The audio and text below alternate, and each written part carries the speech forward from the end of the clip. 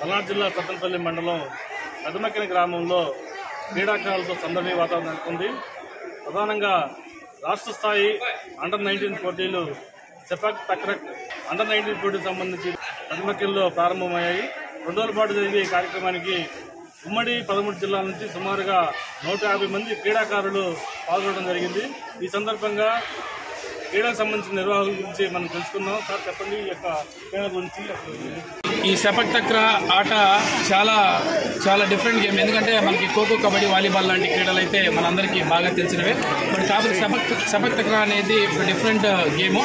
ఈ గేమ్ని మన రాష్ట్రం అంటే ఈశాన్య రాష్ట్రాల్లో మరియు నార్త్ ఇండియా, ఢిల్లీ, ఈశాన్య రాష్ట్రాల్లో బాగా ప్రాచుర్యం పొందింది.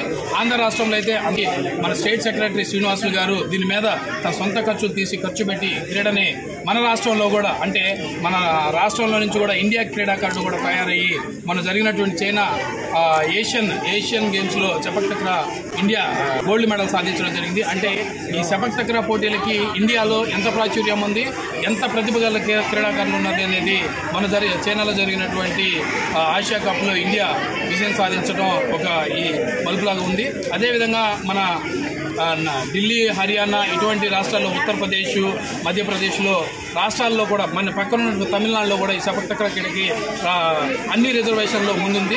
ఈ మన రాష్ట్రంలో మాత్రం సెంట్రల్ గవర్నమెంట్ జాబ్స్కి మాత్రమే రిజర్వేషన్ ఉంది. 2 రోజుల పాటు జరిగే రాష్ట్ర స్థాయి అండర్-19 సెపక్ తక్రా పోటీలు మంగళవారం ప్రారంభమయ్యాయి.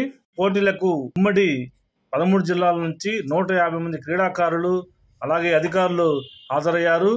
తొలి రోజు క్రీడా పోటీలను మాజీ మంత్రి, స్థానిక శాసనసభ్యులు కన్నా లక్ష్మీనారాయణ ప్రారంభించారు. 2వ రోజు చివరి రోజు విజేతలకు ఎంపీ లావు శ్రీకృష్ణదేవరాయలు వారికి బహుమతులు అందజేయనున్నారు. స్కూల్ గేమ్స్ సెక్రటరీ అండర్-19 గతంలో వీళ్ళు ఖోఖో, కబడ్డీ, ఫుట్బాల్ నేషనల్స్ ఈ ఏరియాలో కండక్ట్ చేసి మన గుంటూరు జిల్లాకి, సత్తెనపల్లి గ్రామానికి, గుంటూరు జిల్లాకి అలాగే రాష్ట్రానికి కూడా మంచి పేరు తీసుకొచ్చారు.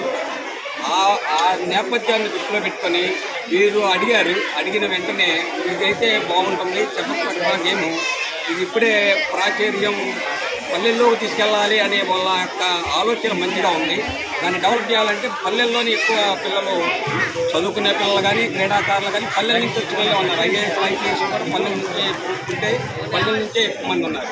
ఆ ఉద్దేశంతో ఇక్కడ కండక్ట్ చేస్తామన్నా కూడా సంతోషంగా ఉంది.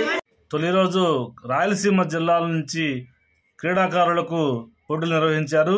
ఈ సందర్భంగా హోరావరిగా జట్లు తలపడ్డాయి. కర్నూలు, కడప జిల్లా సంబంధించిన, కృష్ణా, గుంటూరు సంబంధించిన క్రీడాకారులు చక్కగా తమ యొక్క ప్రతిభను కనపరిచారు.